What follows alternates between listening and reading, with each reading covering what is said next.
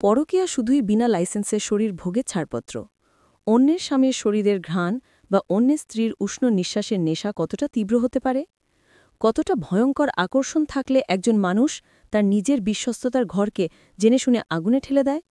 আমি ফারহানা, একজন নারী হিসেবে আজ সেই নিষিদ্ধ জগতের কথা বলতে এসেছি, যে জগতের চাকচিক্য আর উত্তেজনা বাইরে থেকে আমাদের প্রলুব্ধ করে, কিন্তু যার ভেতরে কেবলই অন্ধকার, প্রতারণা আর আত্মার অবক্ষয়। আপনারা যাকে বলেন পরকীয়া, আমি তাকে বলি চরিত্রের ক্যান্সার। এই ক্যান্সারের জন্য সমাজ সবসময় আঙুল তোলে তৃতীয় কোনো ব্যক্তির দিকে। ওই মেয়েটা ডাইনি, ঘর ভাঙানি, অথবা ওই ছেলেটা সুযোগ সন্ধানী, পরের বউকে ফুসলিয়ে নিয়ে গেল। কি সহজ, তাই না? সমস্ত দোষ একজন বাইরের মানুষের ঘাড়ে চাপিয়ে দিয়ে নিজেদের পবিত্র প্রমাণ করা। কিন্তু আমি আপনাকে এটা প্রশ্ন করতে চাই, যে দরজাটা ভেতর থেকে বন্ধ ছিল, সেই দরজাটা বাইরের একজন মানুষ কিভাবে খুলল? চোর তো তখনই ঘরে ঢোকে, যখন ঘরের মালিক নিজেই দরজা খুলে দেয়।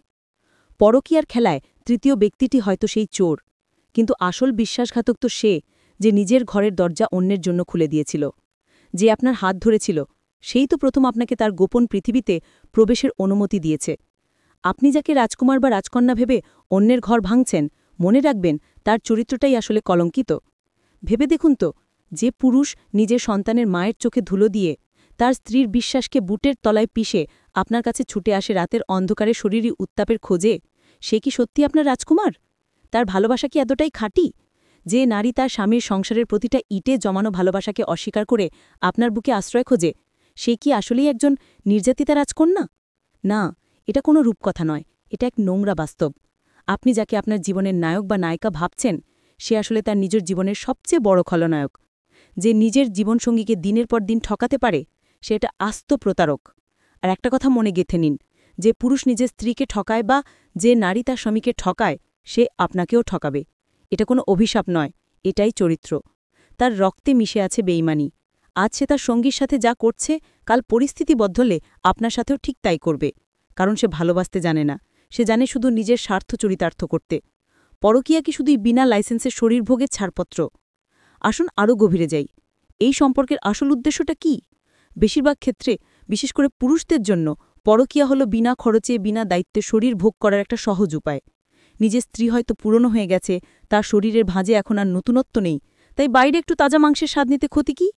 এই পুরুষগুলো আপনাকে ভালোবাসার স্বপ্ন দেখাবে, আপনার জন্য আকাশের চাঁদ এনে দেওয়ার গল্প শোনাবে, কিন্তু এরা কখনোই আপনাকে বিয়ে করে স্ত্রীর মর্যাদা দিতে চাইবে না। কেন চাইবে না জানেন? কারণ সংসার করার জন্য যে দায়িত্ব, যে সামাজিক স্বীকৃতি লাগে, সেটা তো তার ঘরেই আছে। আপনি তার জীবনে কেবল একটা ডেজার্ট, একটা সাময়িক উত্তেজনা। আপনি তার কাছে একটা এক্সাইটিং প্রজেক্ট, যার সাথে কোনো কমিটমেন্টের বালাই নেই। যখনই আপনি তাকে বিয়ের জন্য চাপ দেবেন বা সম্পর্কে স্বীকৃতি চাইবেন, দেখবেন আপনার সেই রাজকুমার কেমন করে গিরগিটির মতো রং বদলায়। কারণ তার উদ্দেশ্য আপনাকে পাওয়া নয়, আপনার শরীরটাকে ভোগ করা। একইভাবে যে নারীরা পরকীয়ায় জড়ান, তাদেরও অনেকে কেবল স্বামীর ওপর প্রতিশোধ নিতে বা নিজের একঘেয়ে জীবনে একটু উত্তেজনা খুঁজতে এই পথে পা বাড়ান। তারাও হয়তো জানেন এই সম্পর্কের কোনো ভবিষ্যৎ নেই, এটা কেবলই একটা নিষিদ্ধ ফলের স্বাদ নেওয়ার সাময়িক আয়োজন। দোষটা কার? সমাজের? প্রতারকের? নাকি আপনার নিজের? আমি জানি এই লেখাটা পড়ার পর আপনার মনে হচ্ছে, তাহলে আমি কি ভুল? আমার কি কোনো দোষ নেই? হ্যাঁ, আপনারও দোষ আছে। আপনার দোষ, আপনি একটা মিথ্যাকে বিশ্বাস করেছেন। আপনি জেনে বুঝে একটা ভাঙা আয়নায় নিজের মুখ দেখতে চেয়েছেন। আপনি এমন একজনের হাত ধরেছেন, যার হাত ইতিমধ্যেই রক্তে ভেজা, বিশ্বাসের রক্তে।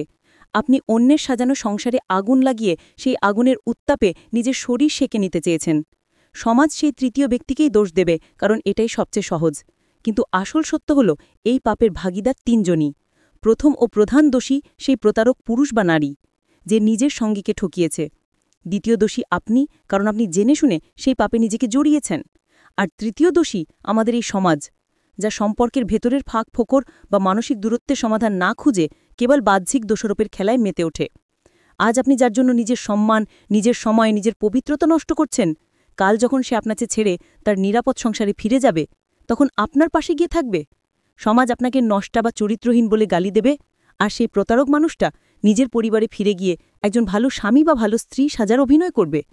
খেলাটা তখন শেষ হয়ে যাবে, আর আপনি রয়ে যাবেন একা, একজন পরাজিত সৈনিক হিসেবে।